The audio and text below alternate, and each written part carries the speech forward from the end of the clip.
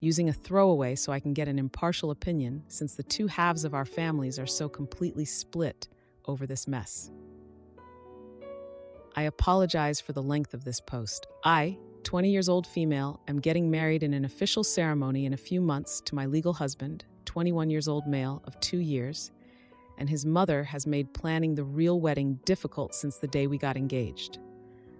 Full disclosure and kind of implied by the title, my husband and I initially became engaged due to an unexpected pregnancy that popped up while we were dating, and are now the proud parents of twins who are 1 year old. I honestly don't blame mother-in-law for her initial negative reaction since we had been seeing each other secretly, and husband and his family learned about the pregnancy at the same time when my sister, 20 years old female, kind of lost her chute after finding out and went over to their house to kick his butt and started a physical altercation that ended with husband going to the emergency room for minor injuries.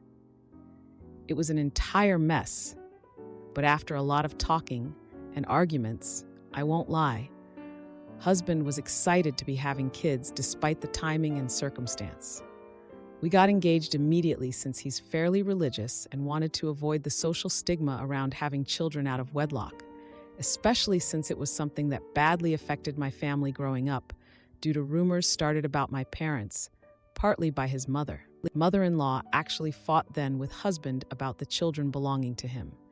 And after some things were said, he moved into my family's home, where we stayed until we moved into our own place. Context.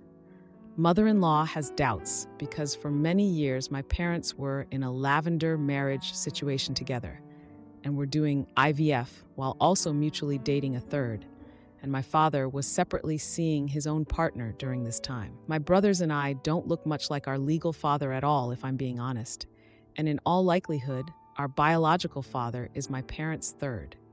However, my parents didn't care how we were conceived and raised us as my father's children in every way. My mother-in-law and my mother were friends for years before falling out badly and were in the same social circles. Mother-in-law took personal offense to the unconventional dynamic in my family and made a spectacle of my mother every time she had a child before remarrying. My husband knew for a fact that the babies were his, however, and trusted me when I told him as much. We had our kids and planned to get married before they turned 1. But husband's schoolwork and family issues we both had to deal with on top of raising the twins meant we had to rain check our first attempt. Now, just a few months before our official wedding, mother-in-law raises the issue about paternity again. My son looks exactly like my husband, especially in his old baby photos, aside from his eye color being a darker shade and his hair having a curl to it he inherited from me. My daughter, on the other hand, looks just like mother-in-law. I swear I'm not kidding. She has my hair color, but aside from her eyes, she has husband's eye color. She looks like mother-in-law in miniature. Despite the physical evidence, she still says there's obvious doubt due to my mother's history and implied that I was unfaithful to my husband in the past because of the example I grew up with and the fact we didn't start our relationship the right way. Aside from not seeing husband for 2 months when we got into a major fight and some cruel things were said by both of us, we have talked and settled this fully. I have known him my entire life and spent half of it being his best friend and the other half in love with him. Even with my parents completely agreed upon family dynamics, I saw firsthand how the questionable nature of the paternity of my brothers and I led to years of drama until they divorced and resulted in a lot of insecurity that we had to cope with. I love my husband and never wanted him to experience even a moment of doubt in his head about the depth of my feelings and loyalty. My mother-in-law chose the day of the announcement of our wedding date to approach me in private to push for the DNA test and completely brought down my mood in seconds since I thought we were long past all of this.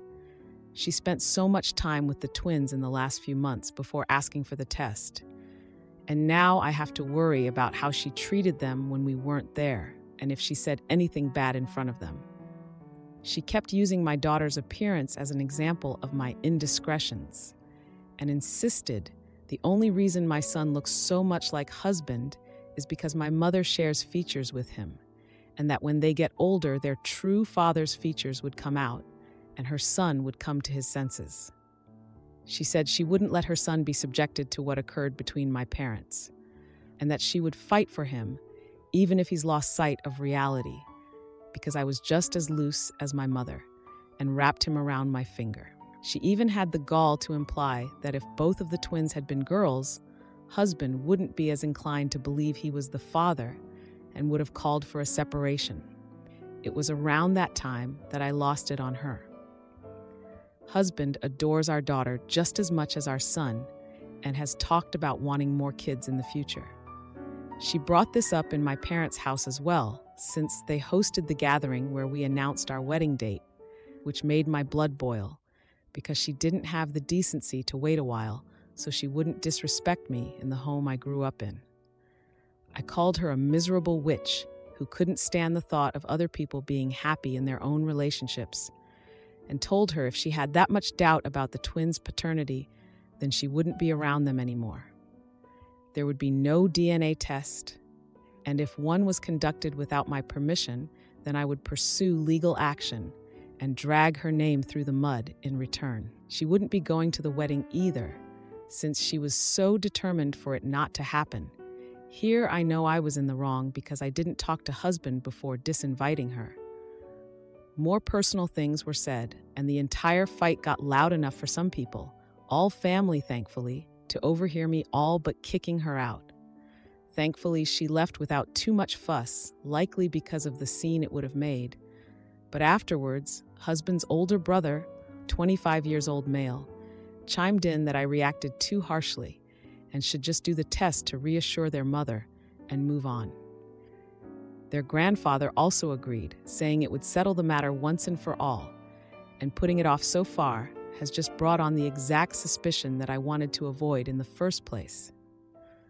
My stepfather threw husband's grandfather out afterwards, as he'd worn out his welcome by then, and ended the celebration. My family reassured me in the aftermath that I was well within my right to be angry that she brought the DNA test up, but I noticed that husband stayed to the side with the twins and didn't respond much, even when we went home not long after.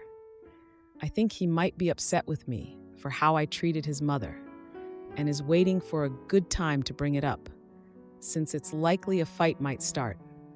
And we always try to make sure the twins aren't around when they happen. We're dropping them off at their maternal grandparents' house later, so I'll be hearing his feelings on all this then. I'm worried now that even if I was right for being upset yesterday, I went too far by getting so heated and raising my voice, as well as for throwing out personal barbs when I should have tried to stay calm and refuse her like an adult. I really regret calling her what I did too, and plan on apologizing for that, no matter what judgment I get here. So, am I the idiot? Edit, I'm so sorry about the previous formatting. I wrote this in a different app since I hate writing longer posts on Reddit mobile and didn't realize how it would transfer. Now, for a few comments before the update. Comment 1. Not the idiot. Your mother-in-law is not entitled to reassurance because she's not her children. As long as you and your husband are on the same page, let her wonder. And I commend you for your restraint. If my mother-in-law questioned the paternity of my son, who looks exactly like his father, years after I married my husband, and had the gall to do it in my parents' home, girl, I might have slapped her. Because screw that. Who the hell is your mother-in-law to question your values in your home? And why is she even talking to you about it? That's a conversation your husband needs to be handling. Comment 2. Not the idiot. Tell her relatives that you are willing to do the test to put the matter to rest. However, your mother-in-law will never lay eyes on your children again, even after you provide the proof. The DNA test will be her final nail in the coffin, only so she will know that she chose to lose her grandchildren. Get the test. Send it to her and block her permanently. Now for the update. Hey everyone, it's been a week since my last post, and boy do I have an update for you. Things have gone from bad to worse, and I'm at my wit's end. After the blowout with my mother-in-law, my husband and I had a long talk. He was hurt by how I spoke to his mom, but he understood where I was coming from. We agreed to keep the peace until the wedding, but that's when the new developments started rolling in. My sister, the one who initially went to my husband's house to confront him about the pregnancy, has been acting weird lately. She's been avoiding me, and I couldn't figure out why until she finally broke down and confessed. It turns out, during the 2 months my husband and I were fighting and not seeing each other, she and my husband had a drunken one-night stand. She's been carrying this guilt for over 2 years now, and with the wedding coming up, she couldn't hold it in any longer. I was floored. Betrayed by my sister and my husband, I felt like my whole world was crashing down. My husband begged for my forgiveness, saying it was a mistake and that he's changed since then. He swears the twins are his and he wants to be with me. But how can I trust him now? Meanwhile, my mother-in-law has been parading around town, telling anyone who will listen about my family's scandalous history and how I'm just like my mother. She's been twisting the story, making it seem like I'm the one who cheated during our break, not my husband. The whispers have started, and it's like I'm living my parents' nightmare all over again. The confrontation with my mother-in-law at my parents' house has become the talk of the family. My stepfather, who's always been a rock for me, is furious with my mother-in-law for stirring up trouble. He's been my biggest supporter, but even he's starting to question if going through with the wedding is the right move.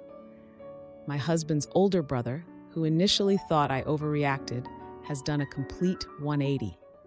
He's been trying to mediate between us and his mom, but after finding out about my husband's indiscretion, he's been giving me this look of pity that I can't stand. It's like he's waiting for me to break down and cancel the wedding. And as if things couldn't get any more complicated, my husband's grandfather, the one my stepfather threw out, has been trying to smooth things over. He's been calling nonstop, apologizing for his earlier comments and begging us to reconsider the DNA test, not for my mother-in-law's sake, but for the family's peace of mind. The twins are oblivious to all this, thank goodness, but I can't help but worry about how all this tension is affecting them. They're so young, and they don't deserve to be caught up in this mess. My husband and I are still planning to go through with the wedding, but it feels like we're just going through the motions. The love and excitement that should be there are overshadowed by doubt and betrayal. And then, just when I thought things couldn't get any more chaotic, my mother-in-law did the unthinkable. She somehow got a hold of a strand of my son's hair and had a DNA test done without our consent. The results came back, and as expected, my husband is the father. But instead of apologizing, she's using this as proof that she was right to doubt me all along. I'm beyond outraged. The invasion of privacy, the lack of trust, it's all too much. My husband is furious with his mother, but the damage is done. Our relationship is hanging by a thread, and I'm not sure if we can recover from this. So here we are, a week later, with our wedding looming over us like a dark cloud. My husband and I are trying to pick up the pieces, but with every passing day, it feels like we're just waiting for the next bomb to drop. I dumped my boyfriend after he touched me in my sleep and blamed my past. He's clueless why I'm moving out and taking the pets with me. For context, I, 24-year-old female, have asked my boyfriend, 41-year-old male, not to touch me sexually while I am asleep. I take Ambien because I suffer from insomnia. There have been a few times when my boyfriend has touched me sexually while I've been asleep, and it has woken me up, but not enough for me to feel comfortable with consenting. I.e., I feel locked in. I keep falling back asleep, being unable to stay awake. While I understand that it could be normal to wake your partner up for intimacy, I asked him to please not do this once I have gone to sleep because of the disorientation the medication causes. I have tried to be receptive of his advances prior, and then the next day, I can't fully recall the experience, if at all. And what I do recall just isn't pleasant. The medication inhibits my ability to be turned on, and I find myself very sore and bleeding for a few days after. I have been sexually attacked in the past, and he says I am punishing him for my rap by not being receptive to being woken up for intimacy. He says that women love being woken up for intimacy, and that my boundaries aren't normal. I have made it clear that my circumstances are different and that there are plenty of other opportunities to initiate intimacy, just not when I am unconscious from medication. I really don't feel like I am the jerk here. I feel like having boundaries for this sort of thing is reasonable, but maybe I'm wrong? Am I the jerk? ETA. I come from an hurtful background, and age gaps were common in my family. I see a therapist, and we are working through things that are or aren't normal.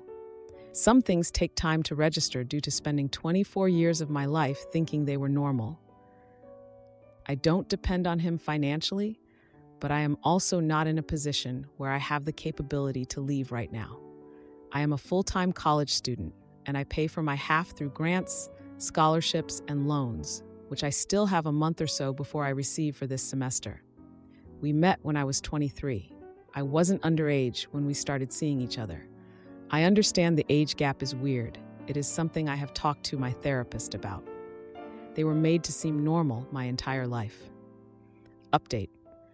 Wow, I did not expect this kind of response. Thank you so much for your support and kindness. Hi everyone, just providing a mini update. I expressed my feelings late last night and have told him I think that we need a break. He tried to argue with it, but eventually ended up saying that it's whatever I want and has moved his things to the extra room. I am actively looking for a new place. He thinks we're on a break and doesn't know this. I have pets, and I don't really have anyone to run to. I am doing my absolute best to get out. I just have to play it safe. I don't think leaving my pets behind is a safe option for them either. My rescue dog has been a barrier between us. I used to crate him at night to sleep, but I've let him start sleeping with me over the last few months. He has never been fond of men anyway, and he's done his job. I tried explaining that I don't consent and asked for this boundary, but he constantly complains about it and still tries to initiate. The times I'm talking about being sore and bleeding are times when I was receptive of it. I understand it was coerced because I was trying to compromise in the relationship, but I have stuck to my boundaries since, so no intimacy has taken place during the night. However, the trying to initiate has, and that is what is causing the fights. I am a full-time college student. I am taking 18 hours this semester, and my income is fixed. I don't have the resources right now to move, but I am trying. I understand that I sound stupid and naive for dealing with this, but I haven't. I have stood up for myself and stuck to my boundaries. I just wanted opinions that weren't going to be sugar-coated because you're strangers and have no reason to sugarcoat things. I wanted to make sure I wasn't being unreasonable and overreacting because of my past. Thank you for being so supportive and helping me see what has been going on. Now, for a few comments before the update. Comment 1. He is a rapper. You have told him to stop. You have told him you do not have the capacity to consent. What is he doing to you that causes pain and bleeding? None of his behavior is normal or acceptable. Please reach out to your local intimacy attack center for support in leaving this predator. Comment 2. No, not all women enjoy being woken up for intimacy. My DH knows if he wakes me up, the house better be on fire. Nothing is less sexy to me than having my sleep disrupted when I already have issues sleeping. He needs to go. Now for the update. Hey guys, thanks for all the comments and advice on my last post. It's been a week since I told my boyfriend we needed a break, and a lot has happened. So after I told him we needed a break, he moved his stuff to the extra room, but things didn't calm down. He kept trying to talk to me about fixing things, but it was clear he didn't understand why I was upset. He thought a nice dinner and some flowers would make everything okay. I tried to explain again why I needed my boundaries respected, especially with my history and the Ambien. But he just didn't get it. Then, 2 days ago, something happened that I still can't believe. I was studying in my room and my dog started growling. I heard the door open, and there he was, trying to talk again. But this time, he was holding my bottle of Ambien. He said he wanted to show me that I could trust him, that he wouldn't do anything while I was asleep. But the way he was holding the bottle, it felt like a threat. My heart was racing, and I didn't know what to do. I told him to leave, that I didn't want to talk. He got angry, saying that I was being unreasonable and that I was making him out to be some kind of monster. He said that in his past relationships, no one ever had a problem with this. I couldn't believe he was comparing me to his exes. It was like he didn't see me as my own person with my own feelings. I remembered something my therapist said about setting boundaries and sticking to them. So, I stood my ground. I told him that it wasn't about his past relationships, it was about me and my comfort. He stormed out, slamming the door behind him. The next day, I found out he had been talking to one of his exes. I don't know how long it's been going on, but it felt like a punch in the gut. I thought we were trying to work things out, but he was already looking for someone else. It hurt, but it also made things clearer for me. I knew I had to get out of there. I've been looking for a new place, but it's tough with my limited income and being a full-time student. I've been saving every penny, skipping meals to save money for a deposit on a new place. My pets are my family, and I can't leave them behind. They've been my comfort through all of this. Last night, he came to my room again. He said he was sorry that he missed me and that he wanted to try again. But I could see in his eyes that he didn't understand why I was hurt. He tried to hug me, but I pushed him away.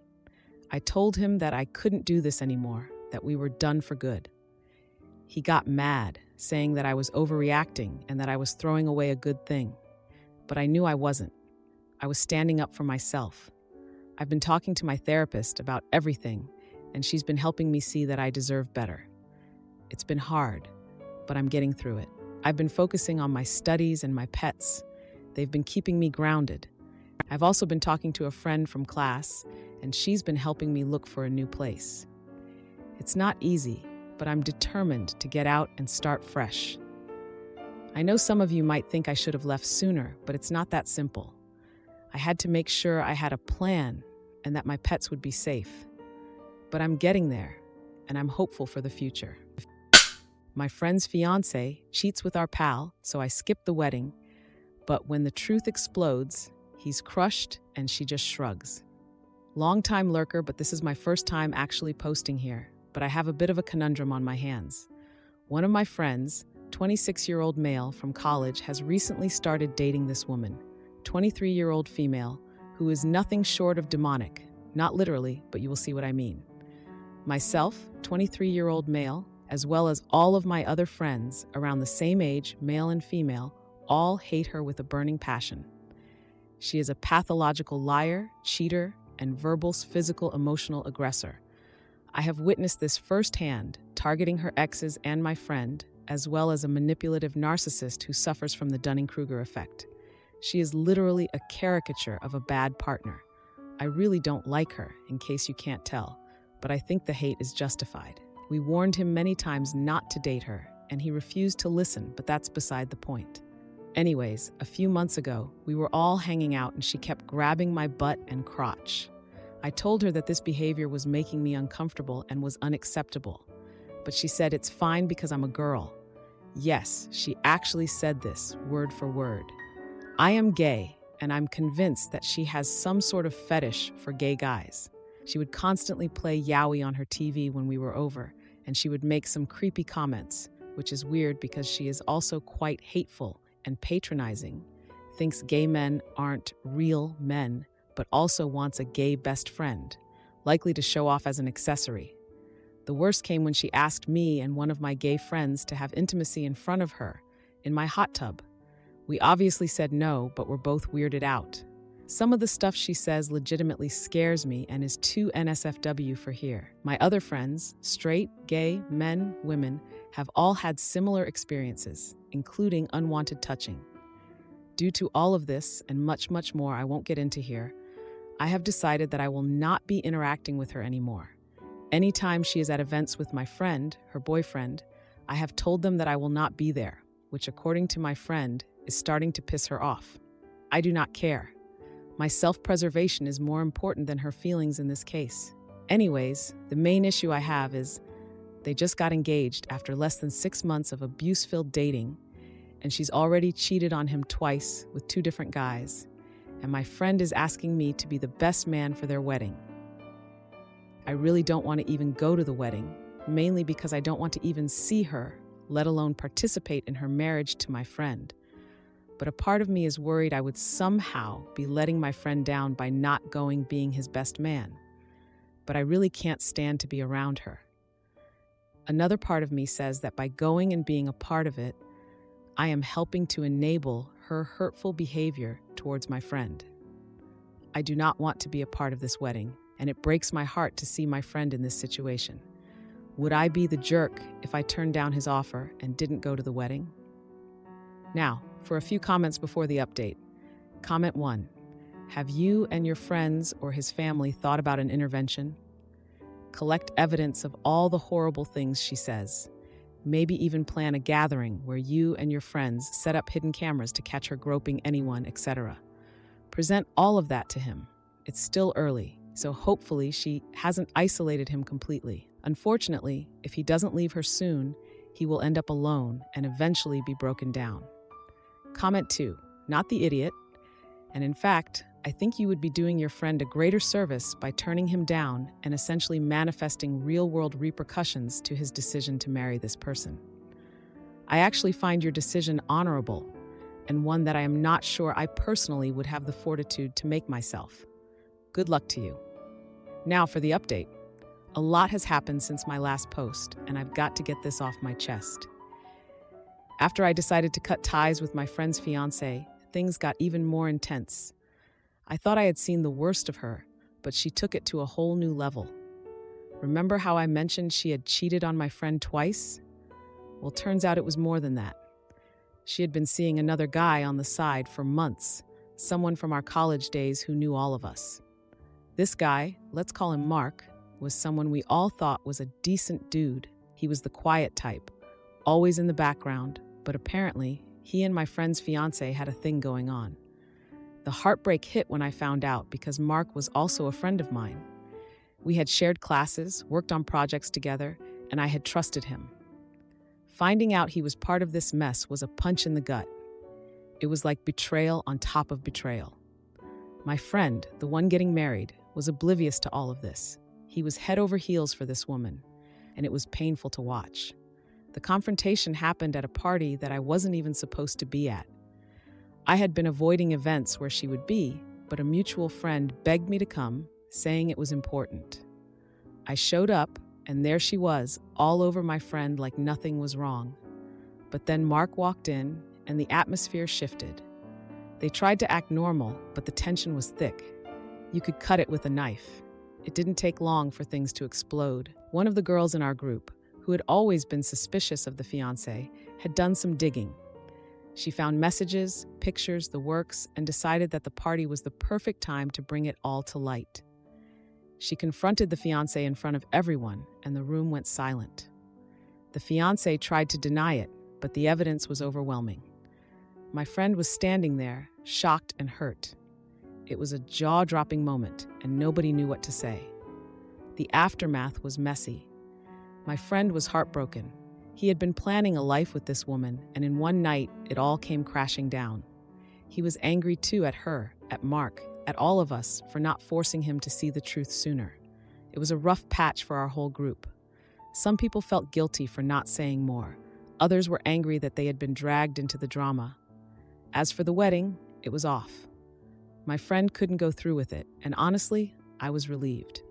I didn't want to be part of that disaster, but it was still tough to see him go through the pain of the breakup. He had loved her, despite all her flaws, and now he was left picking up the pieces of his broken heart. In the days that followed, I tried to be there for him. We all did, but it was complicated.